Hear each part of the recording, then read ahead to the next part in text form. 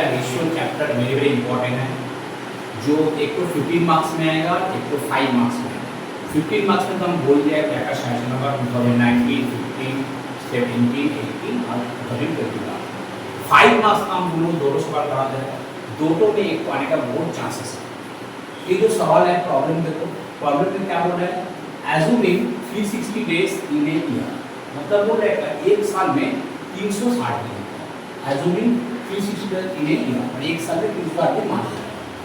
Calculate the average collection period from the following, हमको निकालने क्या बोला है, average collection period, average collection period को निकालना है। क्या क्या इंफॉर्मेशन को दिया हुआ है, बोला एवरेज इन्वेंटरी 3,60,000, डेटर बोला है 2,40,000, इन्वेंटरी टर्नओवर बोला है 6, ग्रॉस प्रॉफिट रेशियो 10%, कैरी सेल टू टोटल सेल 20%। तो फर्स्ट हम लोग क्या करेंगे, इन्वेंटरी टर्नओवर को यूज करेंगे। तो इन्वेंटरी टर्नओवर इक्वल टू क्या है, 6 है। तो इसका फॉर्मूला क्या होता है, जो तुम लोग रेशियो में किए, COGS by average inventory equal to 6। COGS का मीन्स होता है कॉस्ट ऑफ गुड्स सोल्ड, तो COGS by average inventory equal to 6।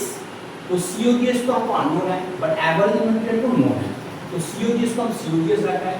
Average inventory मेरा क्या है 3,60,000, तो उसको हम पुट किए 3,60,000 इक्वल टू क्या 6, तो मेरा COGS कितना निकला 21,60,000।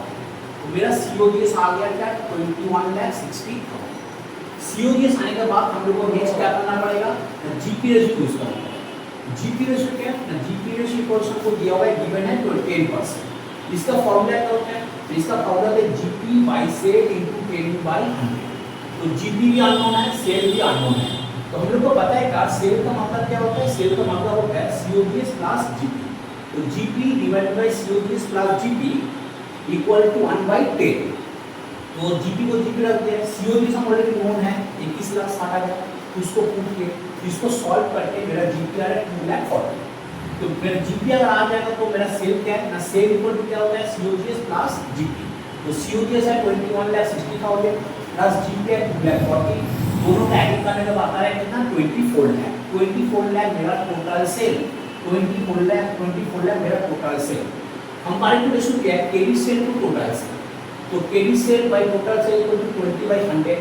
यहां पर हम सॉल्व करके देखा है, देखो सॉल्व करके आएगा कितना 4,80,000, क्या आएगा कैरी सेल है, 4,80,000 जाएगा कैरी सेल है। उसको हमको निकालने क्या बोला है, एवरेज कलेक्शन पीरियड। तो एवरेज कलेक्शन पीरियड का फार्मूला होता है debtor by carry sale into 360, debtor by carry sale into 360। तो डेटर हमको नोन है कितना 2,40,000, 2,40,000 बाय कैरी सेल कितना है 4,80,000 इनटू 360 करेगा तो आएगा क्या 180 days. That is a very important problem for 5 marks. Another problem of short question of ratio. देखो इसमें क्या बोला है, बोला है given current asset equal to 1,50,000, current डेब्ट equal to 1,20,000, current asset equal to 1,50,000, current डेब्ट इक्वल टू 1,20,000। एक रेशियो दिया हुआ है fixed asset by net worth equal to 0.7, no debt capital, कोई डेट कैपिटल नहीं, मतलब long term debt short term debt कुछ नहीं। Calculate the value of fixed asset, हमको निकालने बोलेगा फिक्स्ड एसेट। स्टेप 1 में हम क्या किए ना, we know that net worth equal to क्या होता है AP plus WC minus long term loan और लॉन्ग टर्म डेट। तो AP हमको अननोन है, AP को AP रहता है। WC मतलब क्या होता है ना, WC मतलब होता है current asset minus current liability, माने 1,50,000 माइनस 1,20,000, 1,29,000 इक्वल टू कितना 21,000, और डेट तो मेरा 0 है। तो नेट वर्थ इक्वल टू क्या है AP प्लस 21,000। तो रेशियो को क्या किया है, रेशियो बोला है fixed asset by net worth equal to 0.7/1। तो फिक्स्ड एसेट को फिक्स्ड एसेट रखा है, एफ पर फिक्स्ड एसेट, फिक्स्ड एसेट को फिक्स्ड एसेट रखा है, नेट वर्थ का जगह क्या लिखा है एफ प्लस 21,000 इक्वल टू 0.71/1। अब क्या कि इसको हम लोग क्रॉस मल्टीप्लिकेशन किया, माने 1 से एफ को गुणा करके एफ आया, 0.7 से गुणा करके 0.7 एफ आया, और 0.7 से 21 गुणा तो 14,700 आया।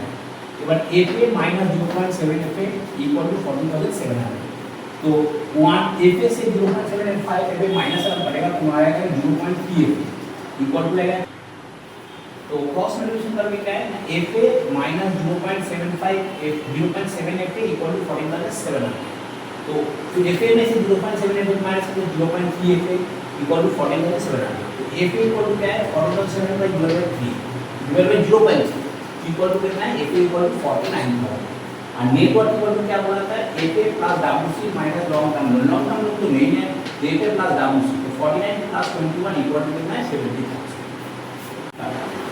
Another short problem of ratio देखो like from the following information compute current asset and current liability इसमें given क्या है ना current ratio इक्वल टू 3:1 दिया है क्विक रेशियो इक्वल टू दिया 1:1 क्लोजिंग स्टॉक इक्वल टू दिया है 60,000 बैंक ओवरड्राफ्ट क्या दिया है new closing stock is also known as inventory closing inventory.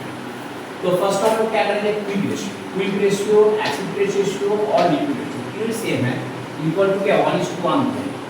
तो इसका फॉर्मूला होता है क्या है CA minus stock minus liquid expense divide by CA equal to 1/1। तो हमको यहाँ पर CA मालूम नहीं है स्टॉक मालूम है 60,000 CA भी मालूम नहीं।